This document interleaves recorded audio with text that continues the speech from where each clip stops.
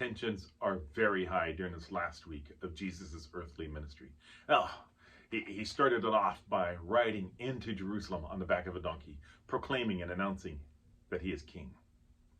The next day he goes into the temple and he overturns the tables, saying, "My Father's house should not be a den of robbers."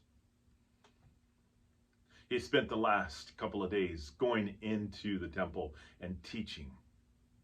And as he was teaching and as he was instructing, the religious leaders were looking for a way to kill him, but they could not kill him because the people were amazed at his teachings.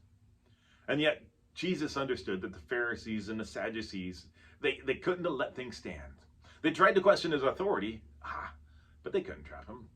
They tried to trick him with questions, but Jesus couldn't be tricked.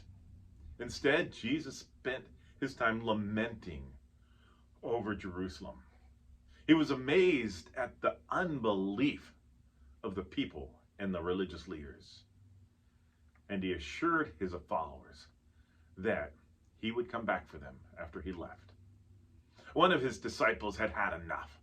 And so this disciple, Judas Iscariot, he went to the chief priests and he said, "What are you willing to give me if I hand him over to you?" He had had enough.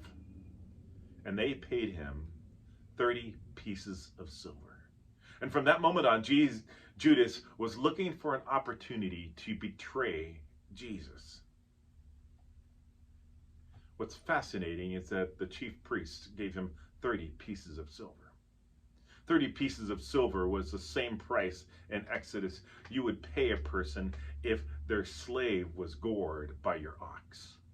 In other words, Judas received the same price for Jesus that a slave would get. Judas considered Jesus worth no more value than a common, ordinary, everyday slave. It's the Last Supper.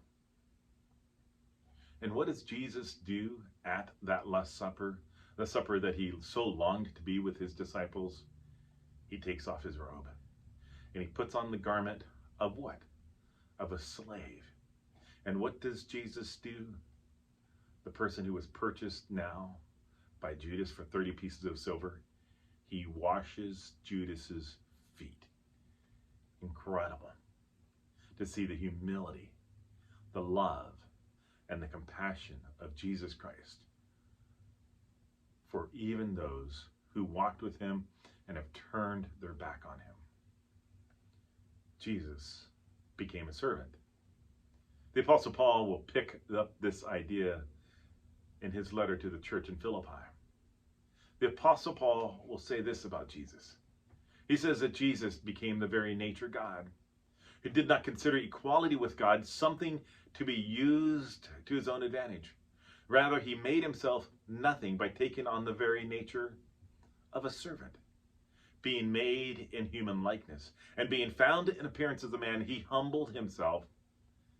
He humbled himself and he became obedient to death, even death on the cross of a criminal. It doesn't end there.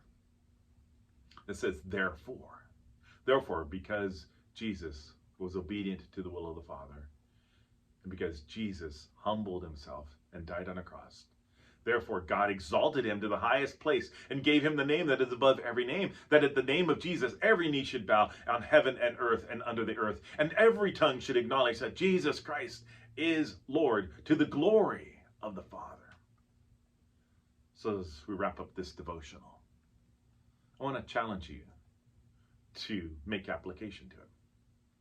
I want to challenge you to think about a way that you can apply this passage. And I think it's very easy. I want to challenge you to serve somebody today. I want to challenge you to find somebody who is unworthy and serve them. Help them. Provide for them. Show mercy and compassion and grace to the least, the lost, and the lonely. To those people who don't deserve any better. Follow Jesus' example and rise to greatness by flowing in humility. All right, my name is Paul. I'm pastor for Colton Community Church. This is yet another day in the devotional series on the Passion Week. We'll see you again tomorrow.